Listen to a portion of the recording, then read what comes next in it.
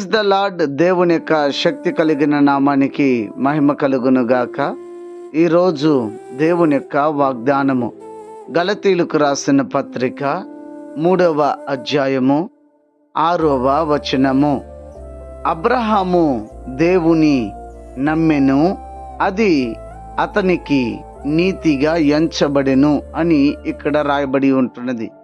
ప్రియులరా, ఇక్కడ గలతీలో ఉన్నటువంటి సంఘానికి అపోస్తలులైనటువంటి పౌలు ఈ మాటను మరొక మారు గుర్తు చేయుచూ ఉన్నారు.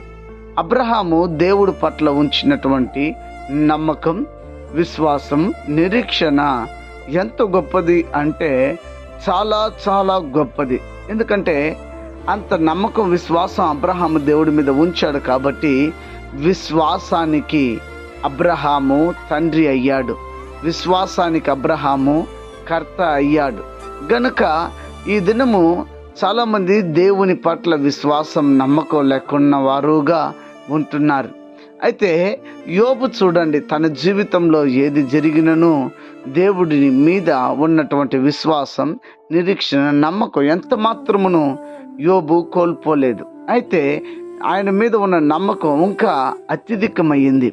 అయితే ఆ యోబు దేవుడి మీద ఉన్న నమ్మకం అత్యధికంగా అయినట్టుగా ఈ కడవరి దినాల్లో జీవిస్తున్నటువంటి మనకు కూడా దేవుడి మీద ఉన్నటువంటి నిరీక్షణ, విశ్వాసం, నమ్మకం అధికం అవ్వాలి కానీ తగ్గిపోకూడదు. ఒకవేళ తగ్గిపోతూ ఉంటే ఒకసారి అబ్రహాముని గుర్తు తెచ్చుకోండి. మరి 90 సంవత్సరాలు, 100 సంవత్సరాలలో మరి 75వ ఏట దేవుడు అతనితో మాట్లాడి నీకు సంతానాన్ని నేను ఇస్తానని చెప్పాడు. దాదాపు 25 సంవత్సరాలుగా ఎదురు చూశాడు దేవుడిచ్చే వాగ్దానమును పొందుటకు. 25 సంవత్సరాలుగా నిరీక్షించాడు. 25 సంవత్సరాలలో అనేక నిందను, పోరాటాన్ని ఎదుర్కొని దేవుడు చెప్పిన వాగ్దానాన్ని పొందడానికి అబ్రహాము విశ్వాసముతో వేగిరపడ్డాడు. అన్నట్టు మనము కూడా వేగిరి పడదాం. దేవుడు మనకు వాగ్దానం ఇచ్చాడు, తప్పక ఆ వాగ్దానములను మనకు నెరవేరుస్తాడు. అయితే మనం విశ్వసిద్దాం, దేవుడి నామాన్ని మరి జపిస్తూ, దేవుని స్మరిస్తూ, దేవుని ఘనపరుచుదాం. మన యొక్క ప్రతి అవసరతను దేవుడు తీరుస్తాడు. అయితే మన నమ్మకాన్ని మాత్రం కోల్పోకుండా, మన విశ్వాసాన్ని విడిచిపెట్టకుండా, మన నిరీక్షణను వదిలిపెట్టకుండా దేవుని తట్టే చూడదాం. దేవుడు మన నిరీక్షను బట్టి, మన నమ్మకాన్ని బట్టి, మన విశ్వాసాన్ని బట్టి దేవుడు కార్యము చేసి మనకు ప్రతిఫలం దయచేయునుగాక. ఆమెన్. ప్రార్థన చేద్దాం. పరిశుద్ధుడా, ప్రేమ స్వరూపి, శ్రేష్టమగు నామమునికై స్తోత్రం. ఈ ఉదయకాల సమయమందు ప్రత్యేకించి మీ సముఖంలో వేడుకుంటున్నాం.